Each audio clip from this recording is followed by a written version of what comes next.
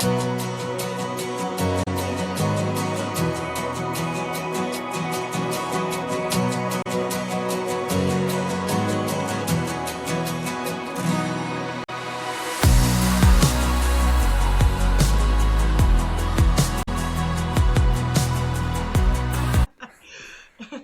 everybody. Welcome back to the Life is Limitless podcast. Today, I'm very thankful to have a friend for the past quite a few years, Miss Dez Hesson of The Studio. Many of you know her as a force to be reckoned with in the fitness, self-development, better health game in life and in PA. And I'm thankful that I don't only get to have one conversation with Dez the past couple days. We get to have two of these conversations. Now, some people are like, what are you saying 2 conversations for? Because me and Dez did a full hour yesterday of catching up back and forth, and it was a lot of greatness. And I go back to hear the podcast, and it did not record properly. I'm not going to point fingers, but there was some internet connections somewhere in the world that wasn't making us. I'll point them, buddy. I'll point them. Thanks, Dez. I wanted to. I was like, this is aggressive. This is mean. I don't want to do that. But I'm so thankful because honestly, it has been a few years since me and Dez caught up. And you know what? We get another round at doing this, and it's only going to be better for those who get to listen to this. So I'm thankful for it. Plus, I get a little bit more time to catch up with an old friend as well, too. So welcome back to the Life is Limitless podcast. I'm Cody Demerais, your host, and we have Miss Dez today. I'm going to share a little bit of an introduction. Dez Hesson, owner of The Studio here in Prince Albert. After leaving a career in corrections, she took a leap of faith into entrepreneurship and has spent the last 8 years building a fitness community centered around connection, accountability, personal growth. Fitness may be what she does, but people is what she's passionate about. And she's excited to chat with me today about business, leadership, mindset, and the lessons she's learned from coaching hundreds of people along the way. Miss Dez, how are we doing today? Good, buddy. Good, buddy. And we shouldn't have any issues today. So, like you said, though, always good to catch up 2 days in a row. I mean, come on. Nothing wrong with that. So, well, glad to be back for round 2 here. Ding, ding, ding. Ding, ding. And you know what? Just throwing this out there, I have not had one single piece of lag between our conversations already. So this is recording. This is good to go. We're going to be having folks hopefully hear it today, this afternoon. So I'm looking forward to it, Dez. Excellent. Yeah. So Dez, let's just jump into it. Let's talk about the journey of The Studio a little bit, because I know we've connected for obviously over the last quite a few years since we both were in entrepreneurship. You started your journey a little bit before mine, but tell me the pathway from you living into the corrections world and then you jumping into the entrepreneurship world. Let's start there. Yeah, so I'll one up you a little bit more, and I'll backtrack it even before corrections just slightly. So I actually went to cooking school out of high school. So I was on track to get my Red Seal, was hammering out hours, working in some great restaurants in Saskatoon. Absolutely loved that industry. It is still a passion of mine. Love getting in the kitchen and doing all the things. But of course, money came into play. And as a chef, I mean, you don't make a lot of money and you do copious and copious amounts of hours. At the time, we wanted kids and all these things. And I just started second guessing my career choice based on the lifestyle that I wanted to live, in the future. So went to corrections school, right? Good stability, good money, good pension, good benefits, all the things that come along with that career. Got my certificate in corrections, got my bachelor's degree in justice, and worked probably all said and done about 8-ish, maybe a little bit more than 8-ish years in corrections. Lots of experience. It was a good career. It just never gave me the purpose that I didn't realize I needed to chase until I started chasing it, really. So, did a few years with provincial women and a few years with provincial men, and about a little stint in probation, and then jumped ship to go to the feds. And I was only there for about a year at Sask Penn. And then Yeah, then took the leap. At the time at the pen, I was commuting back to Saskatoon to teach spin in Saskatoon, and it kind of just hit me like, well, why am I commuting back? Why doesn't PA have a spin studio? Shit, should I be the one to do it? And then it was one of those like risk versus reward things, right? Where it was like, well, time out. Why hasn't anybody done this yet? You know, start doing market research and stuff. And after a few months of kind of hemming and hawing and going, oh, I should do this. I should do this. No, I can't. No, I can't. No, I can't. I basically made a deal with myself that either do it or don't. Make the decision now. I obviously decided to do it, and here we are now 8 years later. The studio turns 8 next month in July, so really excited about that. Beautiful. That's amazing. 8 years of an anniversary coming up down the pipeline. That's incredible. And yesterday we talked about the ups and the downs of the economy and life of an entrepreneur and all the crazy things that have happened over the last, 6, 7, 8 years of our lives. I had a friend that has had a business in their family for 90 plus years. And he told me that young entrepreneurs nowadays are facing things that I've never faced in our family tree for 90 plus years. And that's so true. 110%. It is very crazy, but maybe 50 years back in the day was also things could be said for the last 8 years prior to that too, right? So it is linear a little bit, but I mean, the last few years are a little bit extra, I find. So I know I told myself and I told my mom when I wanted to get into entrepreneurship, Mom, honestly, if I go bankrupt, I go bankrupt. But at least I know I went for it. How'd you feel about that transition? Was there a lot of fear? Was there a lot of excitement? Was there a lot of nerves? What was that for you? For sure. Now I was very grateful. At the time I was working at Sask Pen and I had the ability to take a 1-year leave from there. So, in the world of risk, I had that kind of plan B safety net kind of always still there, which obviously gave me an upper hand in taking the risk. Because if the studio would have failed in the first year, I would have just gone back to the pen and called it a day, right? And much like you, I kind of said, well, if the worst reality here is I go really broke and I lose a bunch of money, but I have to go back to the job that I'm already at. If that's really truly the worst case scenario, that's not that bad. You can make more money, right? Does debt suck? Absolutely. I'm riddled with it right now post-COVID, right? It happens. But if really truly that was the worst case scenario, that I have to say, fuck, I failed, and go back to work and have some debt. In the grand scheme of life, what is even that? That's nothing. You know what I mean? So very grateful that I had the opportunity to take that 1-year leave. Also very grateful that I have a very supportive husband who we split everything 50-50. I am firm and adamant on that one. But a very supportive husband where starting out, when things were tight and I didn't have a stable paycheck, I knew he had my back and both, emotionally, mentally, and financially, which again gave me a little bit of an upper hand to take that leap of faith. And for anybody who doesn't know, I took this leap of faith at 30 years old.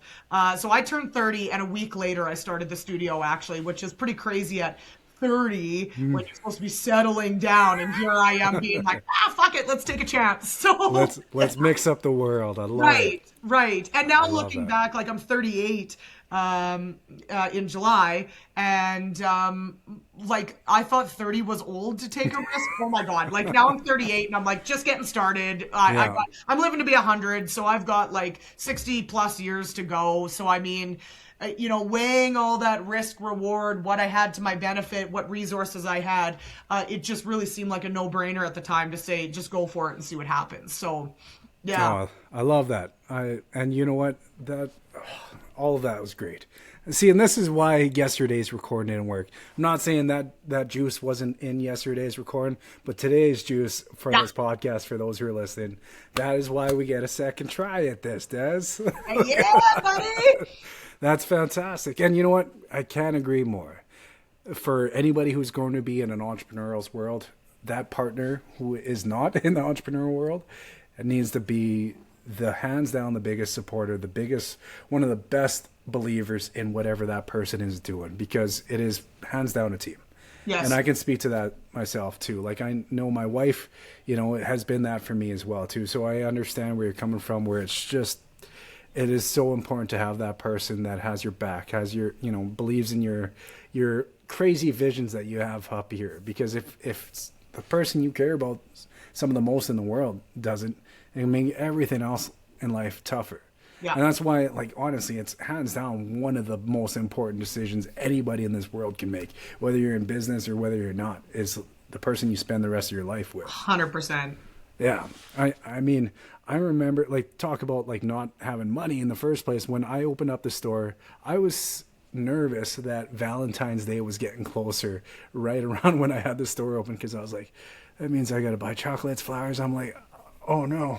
Yeah. Like, oh shit, I have no money. yeah. But it all works out. And you know what? Life goes on. You know what? You don't stress as much of those things as you do down the line of the different things that maybe come into your world, because you evolve as a person, hands down. We get older, we grow stronger, we evolve, and things move forward. And I love that you had that opportunity of being able to take a leave for a year, because that's incredible. That's truly incredible. And I'm not saying that career, you know, isn't anything good, because I know a lot of friends, family that work in corrections, the, you know, federal stuff, the government stuff. A lot of them know my kind of schedule, my ups and downs in the entrepreneurial world, our entrepreneurial world. And they're like, no, I'm good with my 2 week, you know, knowing what I'm getting.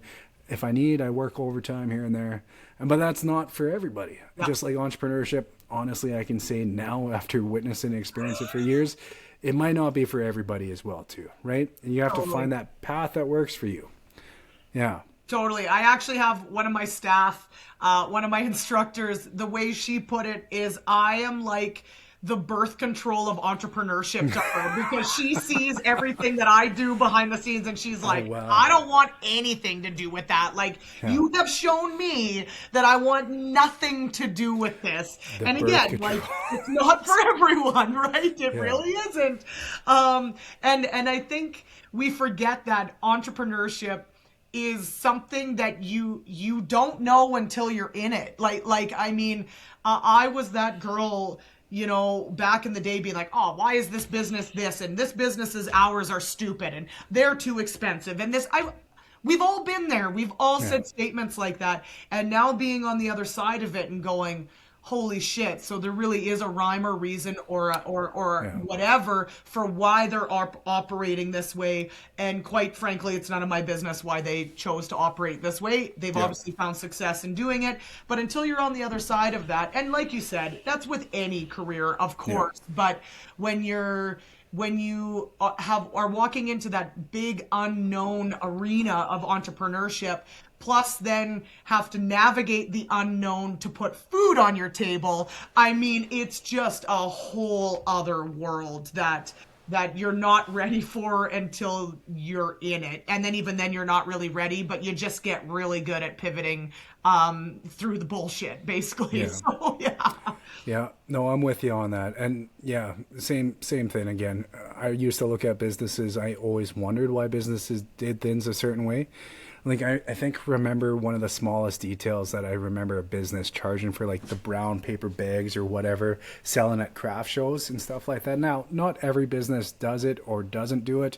You know, whoever wants to choose to do that, completely up to them. Like you said, best way to say it is that's their business, literally. Yeah. But now I understand that when I buy 2,000 of those little brown paper bags, you know, and each one costs me 30, 40 cents each, and the bigger ones are 60 cents each. Yes. But if you're buying 500 of them or 1,000 of them, that adds up. And if you're going through them X amount of, you know, so often, that adds up most definitely. And now not everyone sees that kind of, you know, that small detail. But when you're doing it at the scale that you might be doing it at, it is a huge difference in somebody's life. Totally.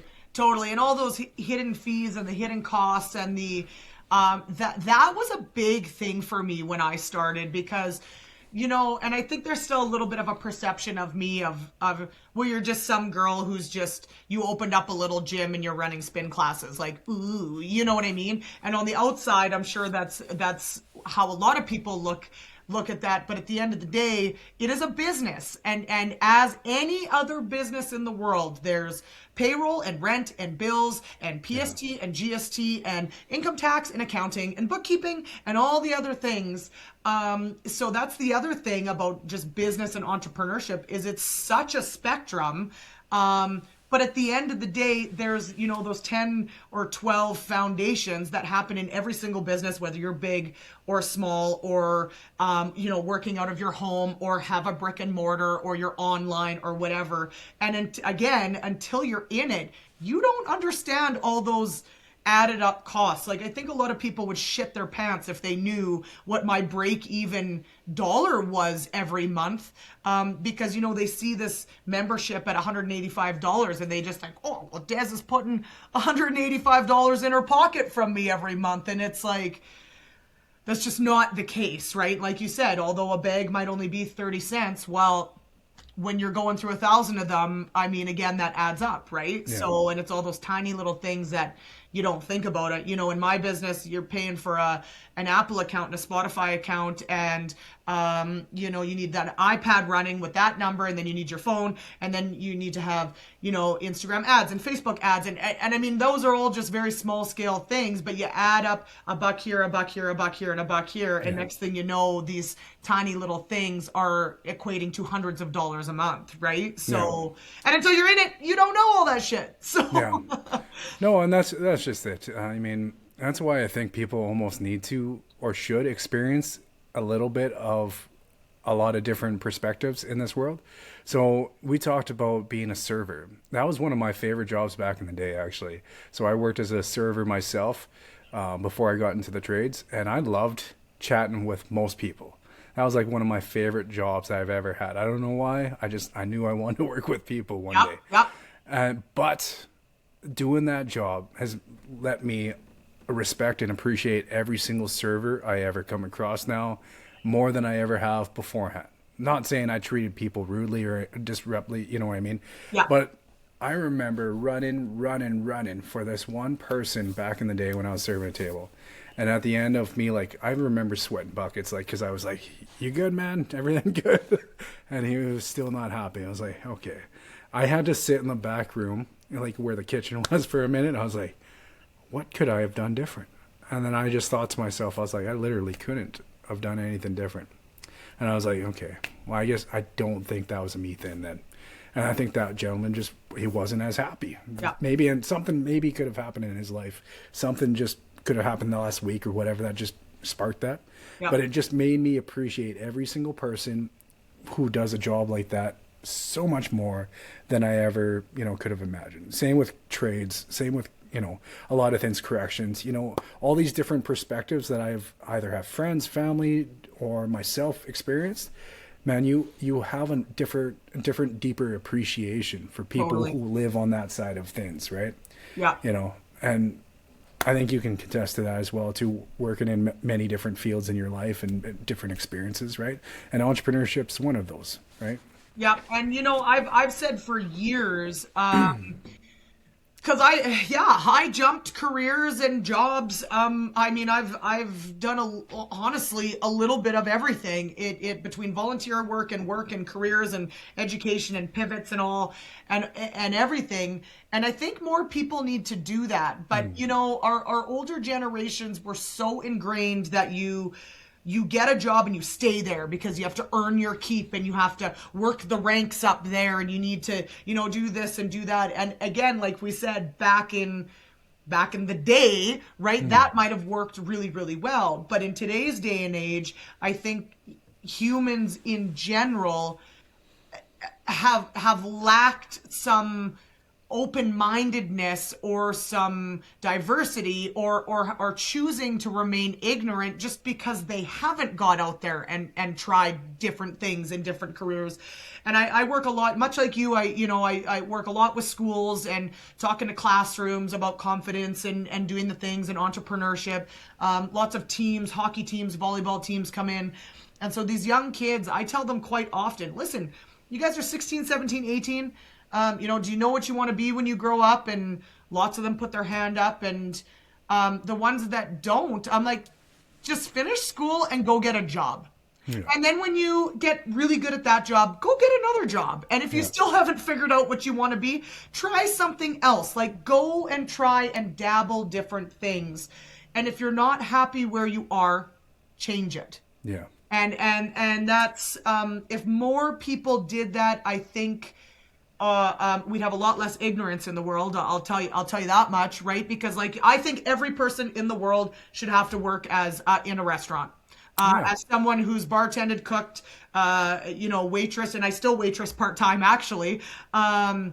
Because again, I love it, and it very much appeases my ADHD to be sitting around for 8 hours, right? And I think every single person on the planet should have to go do that, because it literally gives you every foundational skill you'll ever need in any career: time management, cleanliness, personability, adapting to the client in front of you, communication skills, working as a team. I mean, literally the service industry is the industry that can set up anybody for any career that they want. And I 100% agree. Everyone should get into that at least at one point in their life. Yeah, no, I agree. I think there would be a lot more patience with other human beings if people did a little bit of everything what other people are doing. Because 100%. A lot of times people get upset because they see things through their own eyes, their own narratives. And I've mistakenly done that by accident, right? We all have, and we'll do it again, and we'll do it again. Yeah, we know what we know, and we don't know what we don't know, right? Exactly. Yeah. Okay, and once again, Dez, this is why we get round 2 today. Yesterday didn't work. So I'd like to know, what are some of the plans for the studio moving forward? Okay, so again, a little bit of context from our past is I started just me and 18 spin bikes, and I had no method. I had no nothing. It was a speaker. I threw a rope light on the floor of a dance studio, and I hauled my bikes in, and that's how we started. Then I built my first brick and mortar. We opened November of 2018 in our first location. We outgrew that space like literally immediately. And then a bunch of other issues arose that were not supposed to arise. So again, right out the gate, learning lessons, the hard way. Then we moved into the location we're in now, October of 2019, and then March of 2020, we got shut down. So I had actually built 2 separate brick and mortar locations in under 14 months, and then got shut down for COVID. So you want to talk about startup debt and then panic when you have no income coming in. Fast forward now, a handful of years here, we have our new baseline post-COVID. For anybody out there listening who's like, we're sick of hearing about COVID. Well, us small business are still struggling because of it. I'm actually still down 28% when it comes to attendance and revenue in my business post-COVID. There's a lot of reasons for that, I think, but to try to navigate a bigger space with less revenue has been quite the adventure. But now we've diversified so much that we started out as just a spin class, and now we're doing, I do personal training, I do team training, we do strength classes, we do a ton of workshops. We've just diversified like crazy. So in the space I'm in, I had built it as just a spin studio, and now I'm actually doing renovations as we speak to blow out some walls and redo our floor plan a little bit and expand, get some new equipment, upgrade the equipment, upgrade the aesthetic, and just try to elevate the brand to the next level. You may have noticed on Instagram, or maybe you haven't, I did it very quietly, but I swapped out our logos actually a few months ago to just rebrand that we're not the spin studio anymore, we're the studio, and I'd like our identity to become training facility. So we kind of offer a little bit of everything. And as I'm sure you've experienced, to kind of pivot a whole brand from one identity to another takes a lot of time and a lot of of energy, and a lot of small pivots that will equate into a big change later on. So we're right in the heat of it. I've already blown out a wall, and I'll be moving my desk, and I've got my wish list of equipment that I want. So lots of pivots coming, taking my brand and the business, elevating it, making it look a little prettier. When I first opened, I think a lot of people get really hung up on aesthetic. And they think it needs to look nice before it feels good, whereas I did the other way around. I wanted to perfect our service and what we were offering, and now it's time to make it look pretty. So I kind of did things a little bit, backwards or sideways or whatever you want to call it, compared to a lot of other people. But now I'm so confident in our service and what we do that I'm literally not threatened by anybody. Like, I'm really not. I know that maybe comes across really cocky, but I'm just so confident in what we do and how we do it, and my team that I've built, that I'm really not threatened about any competition coming in for us, because we're just that good. I don't think that's cocky. I think that's confident in your ability, and somebody who has survived what we have survived over the last 6, 7, 8 years of life when it comes to the economy ups and downs and everything else, the external forces in life.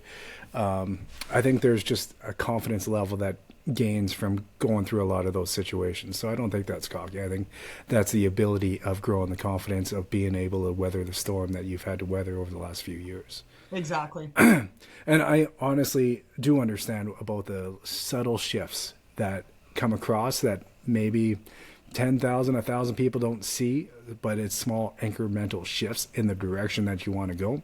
And that also calls for that adaptability and that pivot, that you need to make from time to time, because the world is shifting always. As we were talking off camera, that it's constantly changing with all the technology and everything that's happening. But I will be the first to say that I did attend one of your studio classes years ago now at this point, and I don't think it was not pretty back then. I think you had a lot of cool stuff back then. So a little vote of confidence for yourself on that end too, just so you know. But when it comes to like shifting things, nail on the head. Like, you have to do that. You either shift and adapt as time goes on with things that need to shift and adapt, or you basically go away in doing what you're doing. And 100%. I've learned that because my brand started, 9 years ago out of the trunk of my car. Then I realized I want to shift to speaking. And now the brand is just what it is. Now the speaking is everything that I want, and the coaching is what I want, right? So that wasn't the first dream in the first place, but it became the dream. And that's what you're doing as well with everything. I'm going to have to go take a look at Instagram because I haven't been on there in a minute. I'm looking forward to seeing it. But I think that is a great pivot and great shift from what I know in the business world, personal fitness and exercise. Like, we were chatting on yesterday's Conversations podcast that will never be seen or heard. It's one of the best things a human being can do for their mental health. I shared yesterday with you that I know when I'm not physically taking care of myself for 2-3 days, I'm not the same person as I was 2 or 3 days ago when I was physically active for the 3 days leading up to that, or whatever it is, right? And we talked about how it is literally, you take care of yourself physically, and even if you're going through a rough time, say mentally, spiritually, whatever it is, you are in a better shape, better place in your life because you took care of yourself physically, which affects everything else that we do in our lives, right? Exactly. And like I had said yesterday as well, is I love the gym exactly for that reason, is it teaches you to be adaptable, and it teaches you to fail. And what I tell my clients all the time is, hello, working out, exercise, group fitness, the gym, whatever you want to call it, or whatever niche or identity that you want to put that under, at the end of the day, fitness is failure. That's it. That's literally the goal, is to come in, start a fitness program, figure out where your failure points are, work towards those failure points, achieve those points, and then increase the difficulty and find the failure point again. So fitness is failure. And within the gym, and whether it's a spin class or a one-on-one or strength or powerlifting or high rocks or CrossFit or Pilates or whatever the hell anybody wants to do out there, is stop being so afraid to fail in the gym. That's the point of the gym. And then not only that, get really good at embracing failure in the gym, because that's going to condition your mind and your body and your emotions to embrace failure in other places. And I think failure has become this like scary thing that like, I don't know what happened to our generation and why we're so scared to fail. Like, heaven forbid we admit, I fucked up, sorry, or oh, I failed, sorry, or ooh, this career didn't work for me, oh, I'm such a failure. Like, when did this get such a negative connotation to it? Like, it just seems crazy. Isn't that the whole point of life, is to just try shit and fail at it, or and then get better? Like, and that's, I think, one of the reasons why I've really, really, really fallen in love with the industry that is fitness, is because it's literally just all about pivoting and adapting forever. Yeah. No, I do love that. And I agree with you. Anything that a human being does the first time, chances are it's not going to be pretty. And that's okay. It's meant to not be pretty. Yes. I think it's the people who want to do stuff over and over again, knowing that it's going to take some time to get to know it, get better at it, are the ones who are going to do something good with it eventually. And it's not going to be right away. Yeah. Most people are the not right away type of person, and that's okay. I think that's what it's meant to be. Totally. Anybody who does something and you're just incredible at it, I applaud you. I'm so happy for you, because that's never been my case scenario in my life. And everything I've ever done,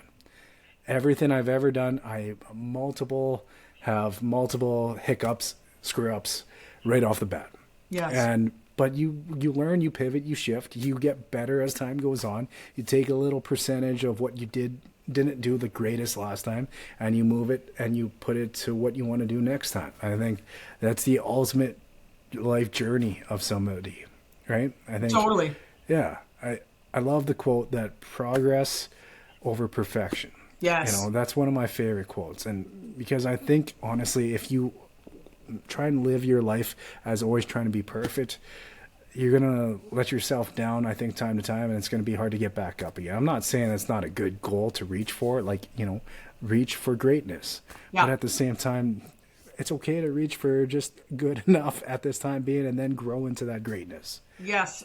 I had a really good chat with a friend a few months ago, and I had made the statement that perfect doesn't exist. Perfect is subjective, which means it doesn't exist as a definitive statement. So, and he said, well, what are you talking about? Well, what about this being perfect? I said, well, that's perfect in your eyes, but I don't like red roses. I like tiger lilies. So red roses are never going to be perfect in my eyes, right? Or you see a beautiful lady walking down the street and, oh my God, she's perfect. Well, maybe to you, but to me, I have different tastes. And so this striving and this pursuit for perfection, while also being so fearful of failing, is just a cycle that is, that mentality is literally setting you up for failure, because you're not willing to open your mind to go, hey, it's okay if I don't get it the first time, but I'll get it the second time or the third time, right? Another thing that I always like to tell my clients too is I really don't like the statement, fake it till you make it. I really don't like it, because my perspective on that is, if you fake it till you make it, once you make it, you will not believe that you've made it, because you've been faking it the whole time. That's not you, right? If you're faking it, that's not you. So by the time you do achieve it, I still think the mentality is that you didn't achieve it because you were pretending you were somebody else to get there. What I like to tell my clients is practice until you are. Because you're going to have to practice this over and over and over and over again, but with more practice and it becoming more of a habit, and it becoming more of a habit then becomes more of your identity, that means you've made it. And so just a little shift in verbiage in things like that, that's a big one that I work with a lot. And practice also openly implies that it's not going to be perfect. because you need to practice it first, right? So a little shift in that, I've found a lot of people go, oh, right. So it's okay if I'm not good at it at the beginning because I'll get good if I keep doing this, right? So little shifts like that, like you said, you get that saying or that phrase or that whatever that kind of sticks with you. And that's one that I use a lot with my clients for that purpose is, hey, it's going to be okay. Like, let's give it a try. And it's going to be okay if you don't make it there today. So. Yeah, I've had some conversations with people that have really had some cool ideas and, of creating different things in their life, but they say it's not ready yet or something's not ready. And my heart does like ache for a lot of those conversations I've had, because I'll tell you right now, everything I've done has never been ready right off the bat. I know everything I've ever done has not been ready right off the bat, but you have to just simply start somewhere, right?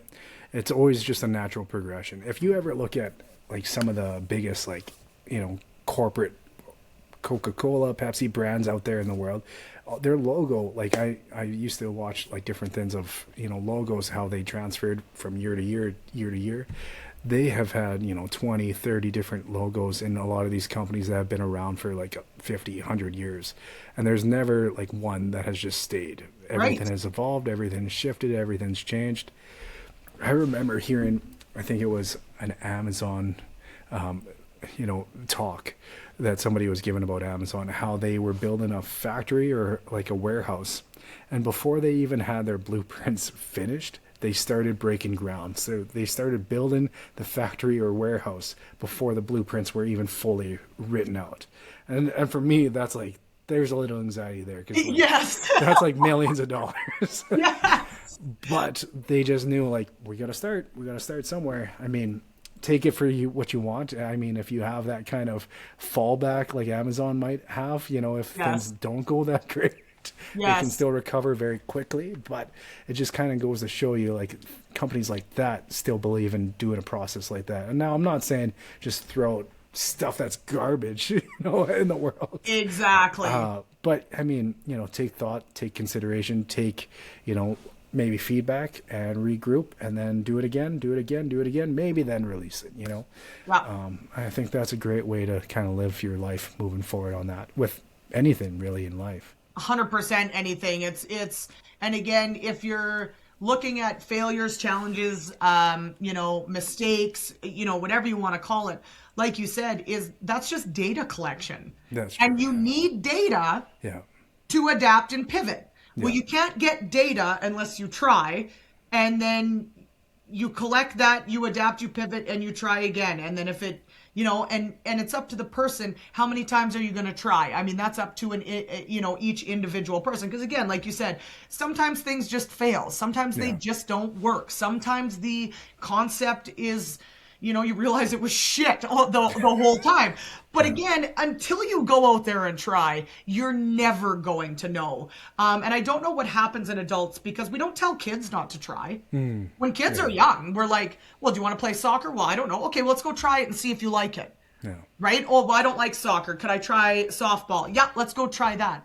And then all of a sudden, it's like, what? We get out of high school and we forget that we can literally just try stuff. Like, we can just do it. And I don't know where that pivot happens, but more adults definitely need to get out there and just take a chance. And it doesn't need to be with business. It doesn't need to be $1 million Amazon thing. It can literally be like, oh, I've never painted a wall before. Okay, well, I'm going to give it a try. I mean, it can really be that simple. It's just all the mindset of going, I'll give it a go, and if it doesn't work, I'll hire a pro and come do it. Okay, cool. Like, it's in the grand scheme of life, if your biggest fear is failing at taking a chance, I mean, life is pretty fucking good. Yeah, that's definitely a perspective thing. I mean, I think we need a little failure in our lives. It humbles us. It keeps us grounded. I definitely know how I feel after failing something. I'm like, it's not always a great feeling, but that feeling goes away, right? I mean, I don't know how many things we can account to. Like, I can easily say everything in my life I've never been great at off the bat. Like, everything in my life. Yes. Whether it's business, friendships, relationships, art, music, just anything in life. Never have I been somebody who has just been natural at anything, and I'm okay with that. Yeah. But I also know that for me, it might take a few times doing something to get the hang of something, and that's okay. Totally. Totally. Yeah, so let's see where we're else here. I want to ask you, Dez, what is one of the strongest leadership traits that's helped you in the studio to this point? I mean, we just chatted a good few 15, 20 minutes about something pretty amazing. But is there another one that you have on mind? Admitting when I fuck up. I'm getting good at it. Honestly, it's again a thing that humans, for whatever reason, that scares the ever living shit out of so many people. And even when it comes to customer service, like if a customer comes at you and says, well, you told me, am I still on your personal training wait list? And I go, fuck, I forgot to put her on the wait list, whatever. And literally me going, shit. Yeah, I'll be in touch with you. You're on the list, and correct the mistake, but being able to say, I fucked up. And I have learned that when you can own that and then take the behavior and correct it, you will get more respect from everybody around you than if you try to lie and cover it up, because the truth will always come out. And being able to say, I don't know, or I fucked up are two skills that I think every single person who wants to get into leadership needs to do. And I think people also need to remember that your job title and your status does not mean you're a leader. Leadership takes, it's not a title. It's not a manager. It's not a supervisor. It's not the CEO. It's not the boss. Some of the best leaders that I have ever met have been ground level employees, for lack of better description, basically. But leadership is leading with integrity, with morals, admitting, knowing you're not perfect, but doing the best you can anyway. And if anybody's going to get into a leadership position, those are skills that you have to have, I think. Yeah, I would agree. I think it would be fantastic when a leader is in a role of people that they can admit, sometimes that they might not make the best choices and decisions. When you kind of try and rule by an iron fist, or like, this is my level, this is your level, that's not a great way of doing things. The CEO should be able to pick up a broom and mop if they need to. Yeah. I do love that. Let's see. I want to know what's a quote or life lesson that someone has shared with you in the past that has made a big difference in your life, Dez. Again, I didn't have a good answer for you yesterday on this either. So you think I would have done my due diligence knowing round 2 was coming, but you get round 2. It's all good. You know what? Again, like I said yesterday, there's not one thing. It's more of a practice of being self-responsible is the biggest lesson of learned over the last even decade, let's say, is just being really responsible, that your life is your responsibility. It's not my husband's responsibility to make me happy. It's my responsibility to keep me happy. It's not the government's job to keep me healthy. It's my job to keep me healthy. It's not my neighbor's job to take care of my house. It's my job to take care of my house. I just think self-awareness and self-responsibility go hand in hand. And I think more people need to practice these things because, again, it just comes back to being able to fail, being able to say you made a mistake, and like everything's going to be okay. Yeah. And just being able to say my life, you might be your own problem. Yeah. It's real easy to say, well, you made me feel this way. No, I'm allowing you to control my emotions, right? That's responsibility to me. And that's something I've really had to practice over the years, because I think humans have gotten very emotionally reactive because we take everything personally. Yeah. And it's like you said, with the angry customer when you were serving him, he could have lost a loved one Yeah. the day before. We For don't sure. know. Does that give him the right to treat you like shit? Absolutely not. But can Yeah. you still hold yourself responsible to act within your integrity and your morals and your responsibility to you? Just because you're treated like shit doesn't mean you need to treat them like shit, right? My Yeah. mom, growing up, the number one rule in our house was treat everyone with dignity and respect. End of story. Yeah. Like just right, go out there and be a decent human being. I've taken that concept and said, do whatever you want in life, just don't be a dick. That's my life motto. So you want to be tall, short, gay, straight, you're black, purple, pink with yellow polka dots. I don't care. Just Don't don't be a be. dick. Like it's really that simple. That's a good quote to live by. I love that. Right. But I think living to your own responsibility in this life for your own happiness, your own well-being, your own, health, being, spirit, mental health, everything. We have to take care of ourselves, because if we Yes. don't take care of ourselves, we can't take care of other responsibilities that we have to take care of as well. That's right. And it definitely does start with ourselves, not in a selfish way or arrogant way or a cocky way, but you can't help anybody if you can't help yourself at that time being in life. And I've came short of that multiple times in my life. Life can be great for multiple years, and then we go through a little dip, and that's okay. That dip taught us something, but it's time to come back up out of it. And, quite frankly, I told you yesterday, I was just coming out of one of those dips, and that's okay. That dip taught me a few things, and now I'm going to use it for that data collection, and now we're moving forward. And now we get round two today to have this conversation, right? Exactly. So, yeah, I think one of the best things a human being can do is take responsibility for what they want their life to look like. Yes. Whatever that plain and simply means in their world, that's up to them, right? Exactly. Yeah, not And everyone's that's, going to be the there's same. a baseline for life, right? Like we go to elementary school, we go to high school, we go to post-secondary, we get out of that, we get a career, we meet someone, we fall in love, we get married, we have kids, we work 25 to 30 years, we retire and we die.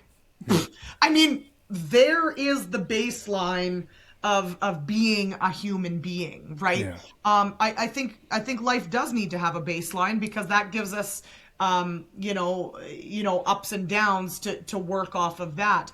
But just because that's the baseline doesn't mean that you have to follow that. And Yeah.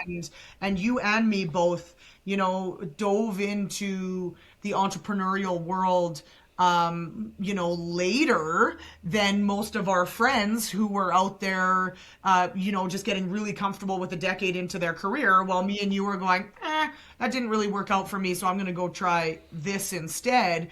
And I'm sure you had a lot of people who called you fucking crazy too, of like, you're going to leave stability, you're going to do, oh my God, don't do it. Like, don't do it.